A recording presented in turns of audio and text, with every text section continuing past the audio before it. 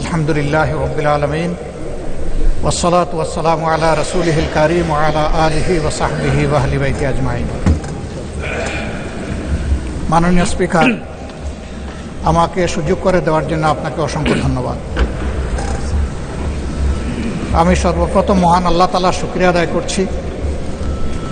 আপনাকে ধন্যবাদ জ্ঞাপন করার পাশাপাশি সারা দেশবাসী এবং বিশেষ করে আমার নির্বাচনী এলাকার সম্মানিত জনগণকে ধন্যবাদ এবং কৃতজ্ঞতা জ্ঞাপন করছি। তারাই আমাকে এবং আমাদেরকে এখানে কথা বলার সুযোগ করে দিয়েছেন তাদের মূল্যবান ভোটের মাধ্যমে। আমি গভীর শ্রদ্ধার সাথে স্মরণ করছি 47, 52, 71, 90 শাপলা চত্বরে সম্মানিত শহীদবৃন্দকে এবং ফ্যাসিস্ট আমলে 15.5 বছর যারা নির্যাতিত হয়ে দুনিয়া থেকে বিদায় নিয়েছেন, লড়াই করেছেন, আহত হয়েছেন, পঙ্গু হয়েছেন, আয়নাগরের বন্দী হয়েছেন, বিভিন্নভাবে যারা নিগৃহীত হয়েছেন, বিশেষভাবে আমি গভীর শ্রদ্ধার সাথে স্মরণ করছি 24 জুলাইয়ে যারা বুক চিতিয়ে লড়াই করে আমাদেরকে আজকের এই সংসদ গঠন করার সুযোগ তৈরি করে দিয়েছেন। তাদের মধ্যে যারা নির্যাতিত হয়ে দুনিয়া থেকে বিদায় নিয়েছেন, মহান রব্বুল আলমিনের দরবারে দোয়া করি আল্লাহ তাদের সকলকে শহীদ হিসাবে কবুল করুন। যারা আহত পঙ্গু হয়েছেন, আল্লাহ তাদেরকে সুস্থতার নিয়ামত দান করুন। আমরা সকলের প্রতি গভীর শ্রদ্ধাশীল, কৃতজ্ঞ, ঋণী। আজকের এই সংসদ গতানুগতিক কোনো সংসদ নয়, এটা 24 রক্তের উপর দাঁড়িয়ে থাকা একটি সংসদ। আজকে আপনি এই মহান সংসদের স্পিকার বা অভিভাবক নির্বাচিত হয়েছেন এবং আপনার সাথে ডেপুটি স্পিকার হিসেবে জনাব কায়সার কামাল সাহেব নির্বাচিত হয়েছেন। আমরা দুইজনকেই অভিনন্দন জানাই। মাননীয় স্পিকার, বাংলাদেশের স্বাধীনতার পরপর 55টি বৎসর আমরা অতিক্রম করে এসেছি। এই দেশের সংসদ এবং সংসদীয় রাজনীতি সত্যিকার অর্থে খুব কম সময়ে কার্যকর ছিল।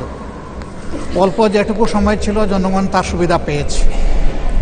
বেশিরভাগ সময় ফ্যাসিজমের কবলে পড়ে এই সংসদ ছিল অনেকটা দামি সংসদ, অকার্যকর।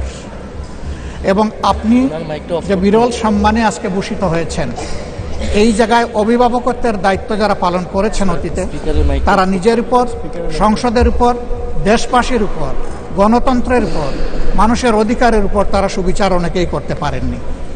আমরা আশা করি আপনার এই অভিভাবকত্বের জায়গা থেকে, আপনি যদি একটা দল থেকে নির্বাচিত হয়ে সংসদে এসেছেন, কিন্তু ইতিমধ্যেই আপনি ঘোষণা দিয়েছেন যে আপনি জাতীয়তাবাদী দলের স্থায়ী কমিটির সদস্য পদ থেকে পদত্যাগ করেছেন, এখন আপনি সকলের। আমরা মনে করি আপনার কাছে সরকারি দল এবং বিরোধী দল আলাদা কিছু হবে না।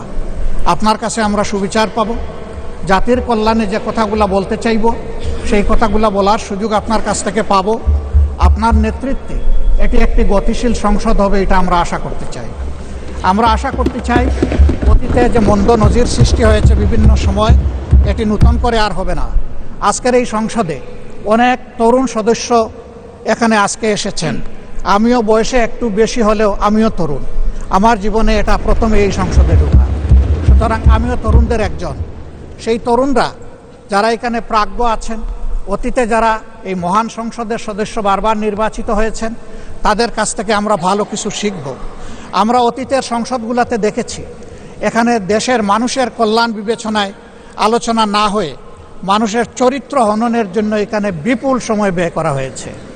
আমি আপনাকে বিনীতভাবে অনুরোধ করব, এই সংসদ যেন কারো চরিত্র হননের কেন্দ্রে পরিণত না হয়।